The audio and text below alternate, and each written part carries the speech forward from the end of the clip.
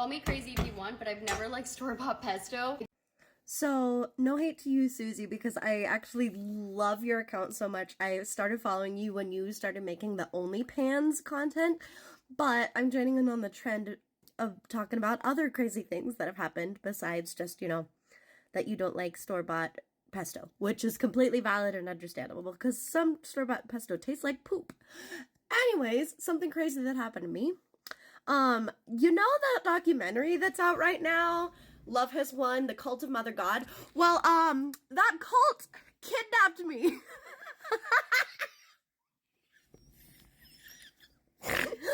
Okay, so, very long story short, I came from a small farm town, right? And I then went to college in Denver. And it was in downtown Denver. I had been on my own for the first time, really. Like, I still lived at home, but it was, like, alone, not around, like, my sister or my cousin who are around my same age.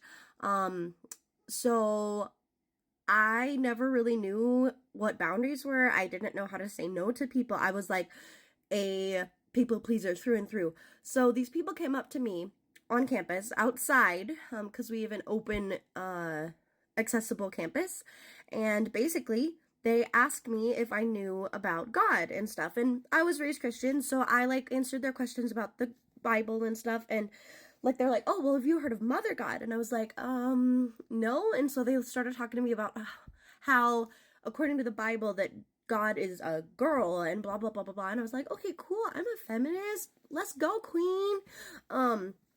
And these two girls, I'm not going to mention their race or anything like that because it has nothing to do with this story, but they found out through the conversation that we were having because, again, I was a people pleaser. I did not know how to say no to people. They found out that I was not baptized because I just never was baptized as a kid. And so they're like, oh, well, our church is right down the street.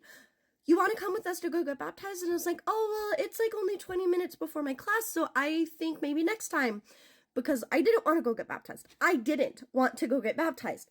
And they're like, oh, well, it's just 5 minutes down the road. It'll be okay. And I'm like, And so I got up to leave, and they kind of just followed me. And then two more girls came, and they kind of corralled me into their car like a sheep. And again, people pleaser, did not know how to say no. So they kind of took me to their church, which was not 5 minutes down the road. It was in Cherry Creek, which is about like a 25 minutes down away from downtown Denver, where my school was. And I ended up getting baptized, and the priest was talking to me after I drank the wine, which instantly made me have a headache. It was the first time I had ever had wine. I thought I was gonna die. I thought I was drugged. And he's like, oh, do you want to talk more about the Bible? And I was like, well, actually, I need to go to class. He's like, what time's your class? I'm like, 3. At that point, it was already 3:30.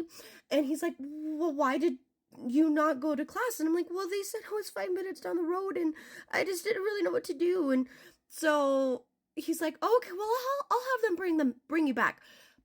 Not without them talking to me for a good extra 15 minutes of me talking about how, that their religion is better than other Christian sects because of the fact that they believe that they celebrate, their day of worship is on Saturday because that's when Sabbath is, right? But then at the same time, they also played me a video which talks about how they believe that the Christian ideology of having the symbolism of Jesus being a cross is wrong because it's for paganistic and Roman death rituals. And so it's contradicting itself because, one, who killed Jesus? The Romans! We all know this! But two, they were saying that they don't like the cross because it's associated with paganistic roots. But then at the same time, they believe that, what is it called? That, the true day of worship is Saturday because of Sabbath, which is literally a word from paganism. So, it was just a mess. I can laugh about it now because I'm in my 30s, but it really did help me learn how to say no to people.